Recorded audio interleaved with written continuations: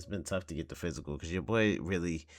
I never used to get a lot of digitals. We're gonna get into that because they trying to play us and everybody trying to force us into this digital stuff, but we don't own nothing. Reincarnation, a prompt asks you if you'd like to play in cinematic mode. I feel like when you start a new game in Game Freak's Beast of Reincarnation, a prompt asks you if you'd like to play in cinematic mode.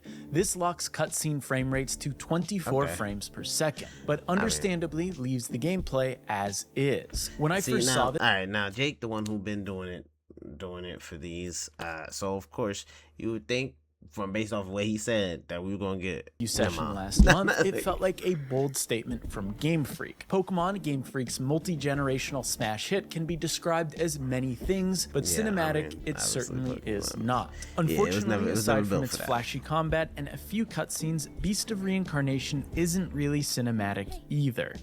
I've decided to keep a diary. Flat performances and robotic animations undermine its fascinating story, bland environment sour its beautiful art direction, and an overall lack of polish hampers its intense combat. Though there are aspects. It sound like he being a little disrespectful. I ain't gonna lie. Is this at the highest it could be? I'm gonna make this shit 1080. Why not?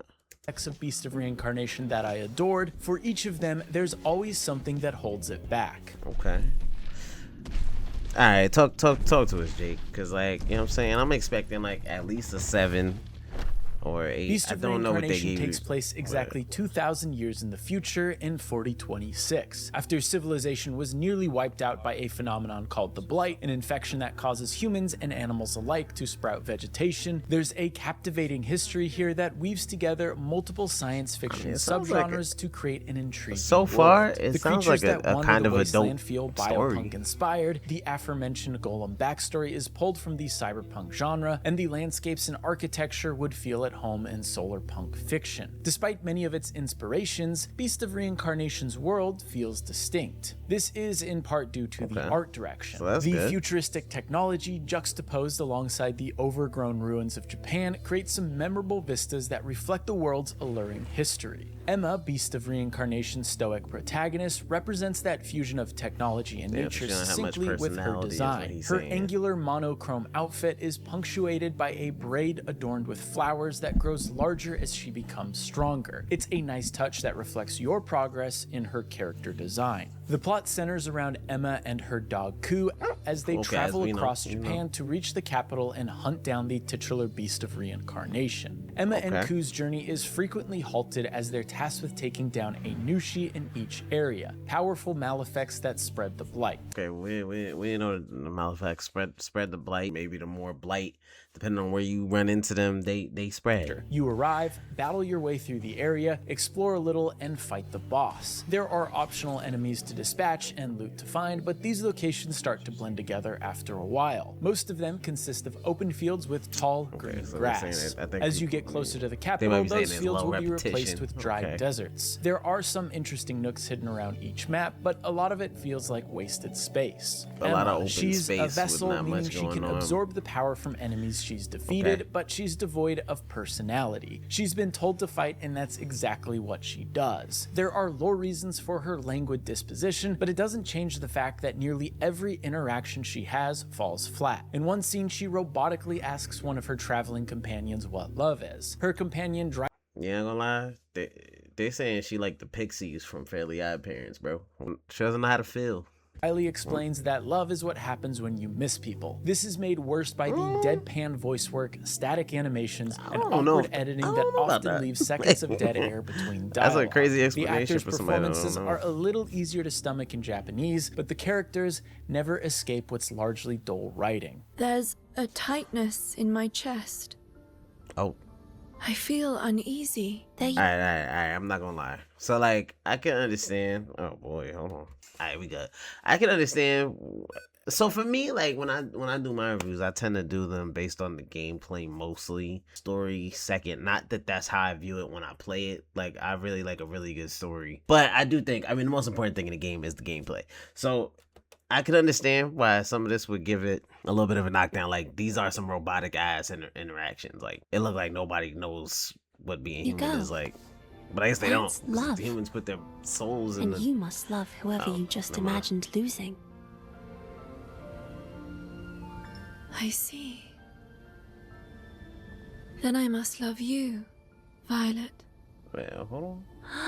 Wow, there's This no isn't facial relegated expressions. to a few scenes either. The entire script All right. lacks subtext and nuance. Frequently, you return to your mobile base of operations called the Cleanse Walker to chat with your teammates. A young girl named Kagura, who Emma saves early in the story, tends to your base by cooking meals and managing resources. She happens to be just as dull as Emma, making their shared conversations Yeah, I mean, that was painful a to little witness, crazy. as the best character in the game doesn't cool. talk. Ku, Yeah, Emma's okay. canine Here's the thing. Here's what I would say though, is that like if they're not really human like, then wouldn't this be kind of accurate?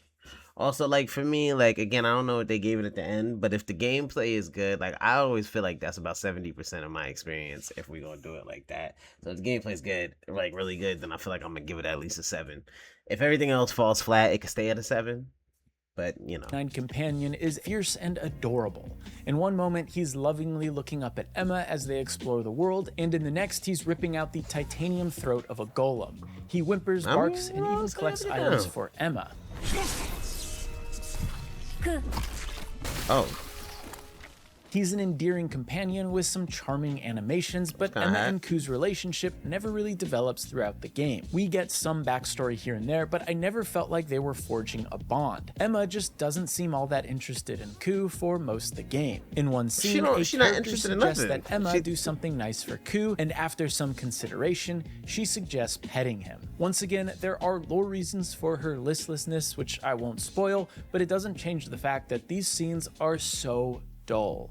If there's anything in Beast of Reincarnation that can be described as cinematic, it's the combat. The parry-heavy skirmishes are fantastic. Enemies are deadly and aggressive and can cut down Emma in a few hits. While it isn't nearly as hard as something like From Software's Sekiro Shadows Die Twice or NeoWiz's Lies of P, Beast of Reincarnation can be tough, especially if you aren't using the full range of Emma and Ku's abilities. Okay, so but the the they said that fundamentals it is are more difficult than Emma's you would slashes think, but feel it's not. weighty, the It's clang not of parrying Sekiro an level attack is difficulty. gratifying, and her lethal blows are vicious. Like Sekiro Shadows Die Twice, enemies have a health bar and a stagger bar. Deflecting attacks and pressuring enemies will fill up the stagger bar. Once it's full, Emma can unleash a powerful attack that instantly kills a basic enemy. Which we like. Get the juggle down.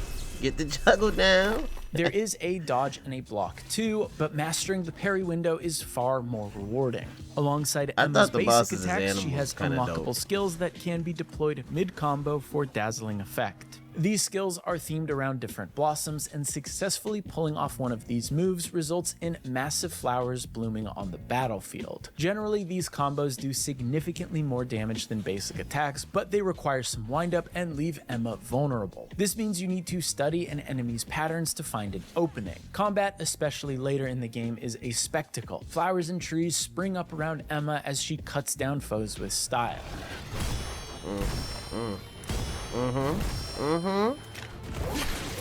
Yes, sir. Go to work.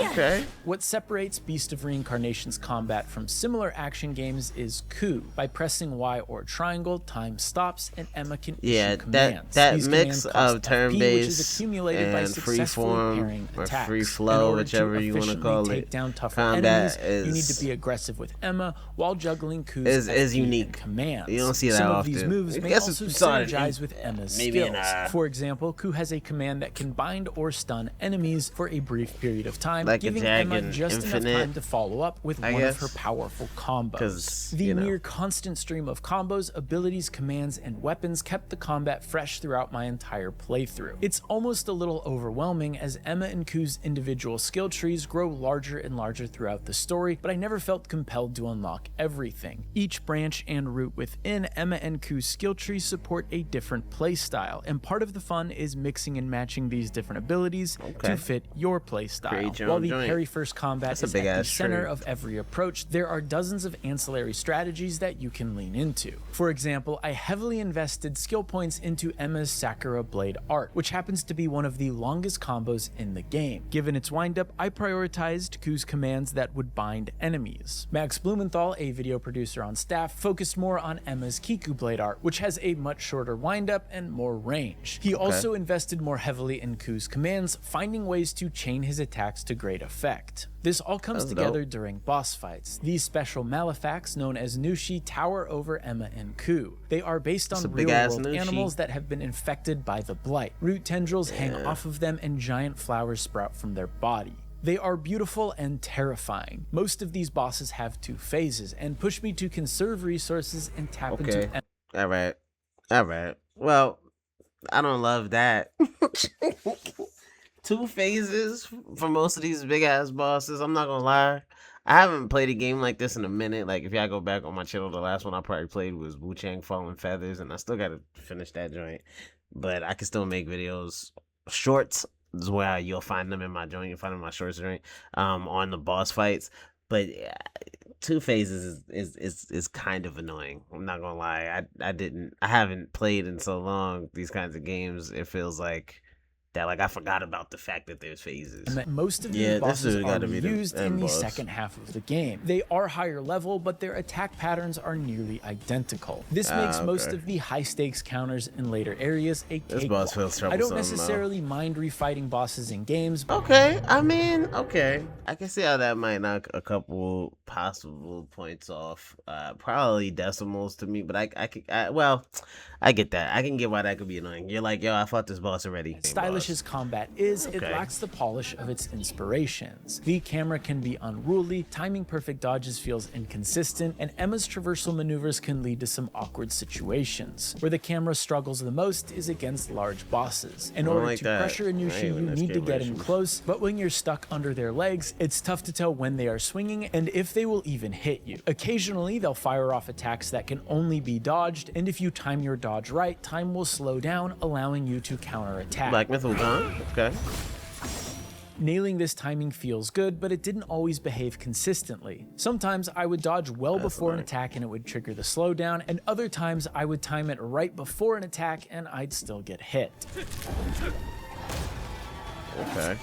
You can also get around enemies with Emma's hair. By holding the jump button or right trigger, you can extend Emma's root-like hair to reach heights and cross gaps. These abilities can be used to close the distance between an enemy, get out of harm's way, or kick off aerial combos and attacks. It's fun to weave these traversal skills into her moves, but they don't always work as intended. At times her hair wouldn't extend all the way, and other times I wouldn't be able to grapple onto the endpoint to pull her forward. See, I watched my other vids. I did say the inconsistency is something that always bothers me. Like, see, that would be the type of stuff that could affect a score too. I get that.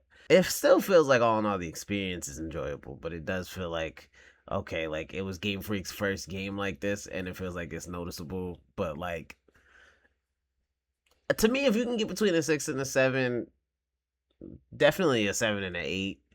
Well, because an 8 is like a really good game. But like, a 7, a little more than a 7, or maybe more than a 6, then you're due for like a sequel. But they add up and leave the combat feeling messy at times. Because you Part can of that improve. messiness stems from Beast of Reincarnation's inconsistent performance and visual bugs. I played a majority of the game on PC equipped with an RTX 4080, and I noticed some micro stutters and hitches at 1080p and 1440p. I can't say how well it fares at higher resolutions because it wouldn't let me change the resolution settings unless I set it to full screen, a setting that doesn't seem to exist for me in the current build. The Xbox Series X has severe frame rate issues that Game Freak is aware of and intends to address before release.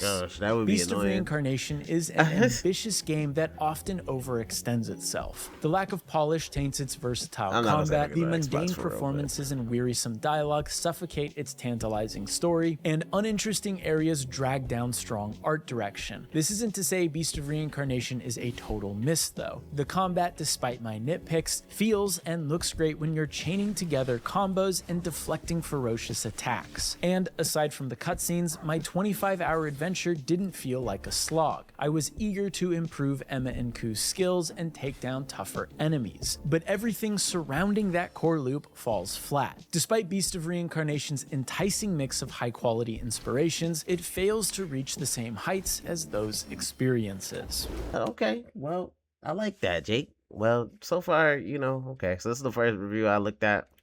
6 seems like it might be fair. It seems like anything between a 6 and a 7 is fair. So we're gonna check out some other one. Let's see how let's see Like how an everybody. above-ground swimming pool, Beast of Reincarnation is one of those All right, Travis, you shut your ass. No, I'm just playing. An above-ground swimming pool, Beast of Reincarnation is one of those things that feels like it should be great in theory, but leaves something to be desired once you actually spend time in it. On a surface level, everything from the aesthetics and otherworldly apocalyptic setting to the battles against giant diseased creatures has the makings of something really special. Okay. In practice, though, this awesome collection of ideas only rarely approaches realizing that potential, as nearly every aspect proves to be quite shallow. Combat against both minion enemies and bosses alike is extremely one-note. The story succeeds much more at collecting tropes than evoking any kind of emotion, and there's an over-reliance on indistinguishable areas and enemies throughout the adventure. There's still a decent action RPG in here somewhere, because when it occasionally does shine with a neat wrinkle in the story or a particularly cool fight sequence, it's very easy to see how this could have been every bit as awesome as it is at first glance. But highlights like those are certainly the exception to an action game that's largely just okay. Sounds like you kind of saying the same things, you know what I'm saying? Let's see, you know what I'm saying? It seems like everybody's saying like there's a lot of potential here.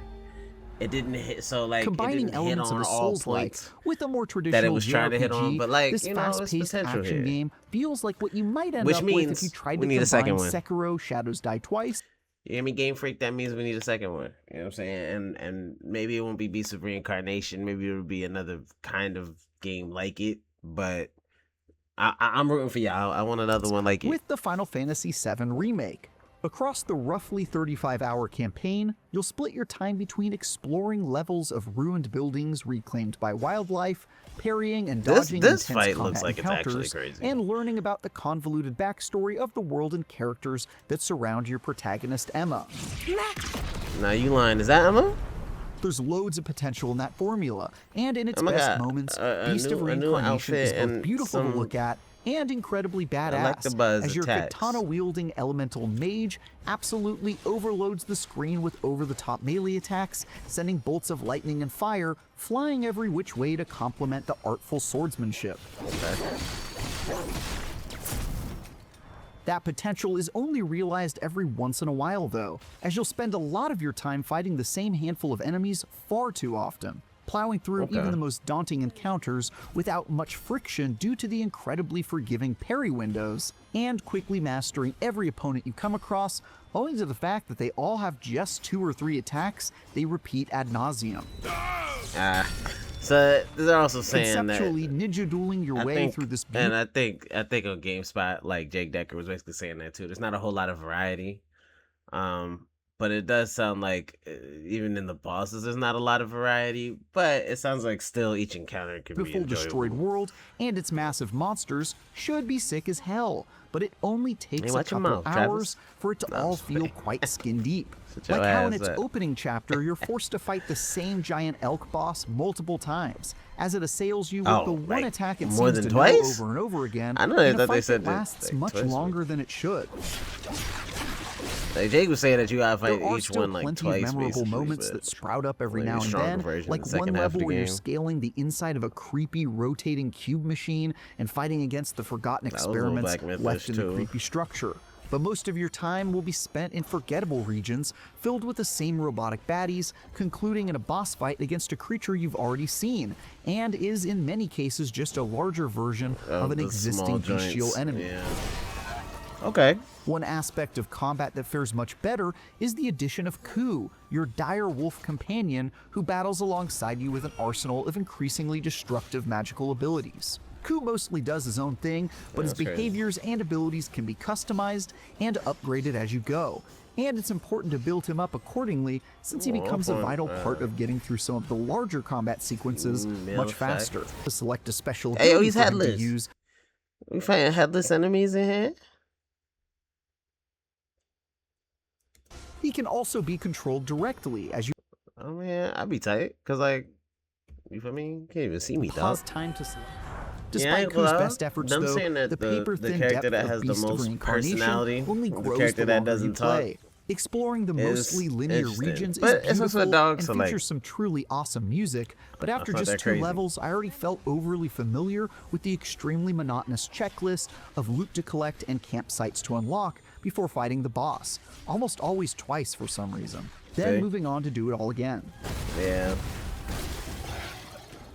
That formula doesn't evolve as you progress through levels either, as you only ever unlock new abilities to help you power through combat, while exploring and platforming never gains any new tricks. Meanwhile, most of the combat pits you against sword-wielding automatons who have maybe 1 or 2 different attacks between them, which means you'll be parrying and countering the same set of telegraphed attacks a dozen times in a single encounter. I mean, it makes Even you things feel like like the you music, nice, which you know what I'm again saying? is I mean, quite good. and when I say that, I becomes just stale as you mean- quickly discover they've got one whole song playing on a loop for more than 10 hours worth of levels. Emma, on the other Alright, hand, gains alright, access to a So, like, that's fire though. Like, oh goodness, come here. RPG mechanics don't fare much better, as the shallow upgrades available for upgrading your katanas, ranged weapons, and accessories are fairly limited. For example, you'll find new katanas on a regular basis, Vampire but blade, even by mecha the end blade, of the electric story, sword. you won't come across any that are definitively better or have incentives to support a specific playstyle than those you found early on. So I won't lie, that when I watched Jake Decker's videos before and he fought that one mini boss and he lost and he had to come back to whoop that ass, there was a chest that he got, and I think I was asking when I was watching the video, I was like, yeah, but like, does it like, do you get something? And he did get something, but it sounds like there's not much, again, variety or difference in like the weapons. So, you know. So probably you need have to- little just need to- motivation to just need to upgrade clean them that up a except bit, to you know, give us a little diversify bit the more. special effects and status I'm sure the elements budget various for this weapons too offer. also wasn't like Skill trees, on the other hand, fare super much high better, because it is an as Ku experiment unlocks for the a whole company. host of abilities that blast enemies with tons of high DPS spells and layer on status effects that do things like bind an enemy in place with magical plant vines. Okay. Oh. Boss fights are especially disappointing because they feel like they should be the major draw here, but instead only serve to magnify combat shortcomings, quite literally, as you fight a massive beast whose imposing presence is wasted on them being incredibly thoughtless adversaries who often repeat the same slow-moving attack 20 times in a row.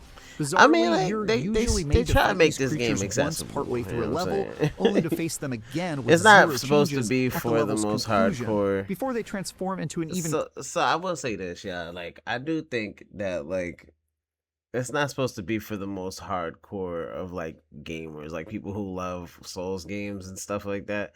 It's supposed to be a bridge, as far as I'm concerned. So in that way, I don't know that I would give it less, just because it's not as difficult as those, just because it resembles those, because it's not supposed to be those. Does that make sense? cooler looking final phase that attacks with an almost identical moveset.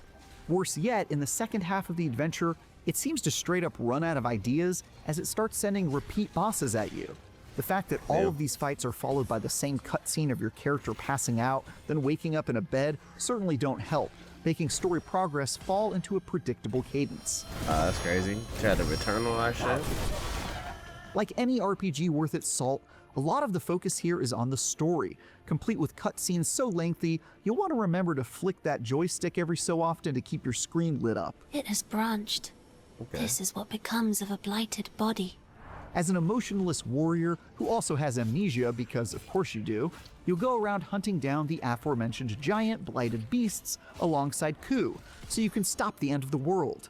As is the case with lots of things in Beast of Reincarnation, that idea is much stronger than the execution. The he said setting that gives he rise put a to little such too much conflict emphasis on that, is poised to deliver a tale I mean, it said filled with interesting execution mysteries instead to of unravel. execution, bro.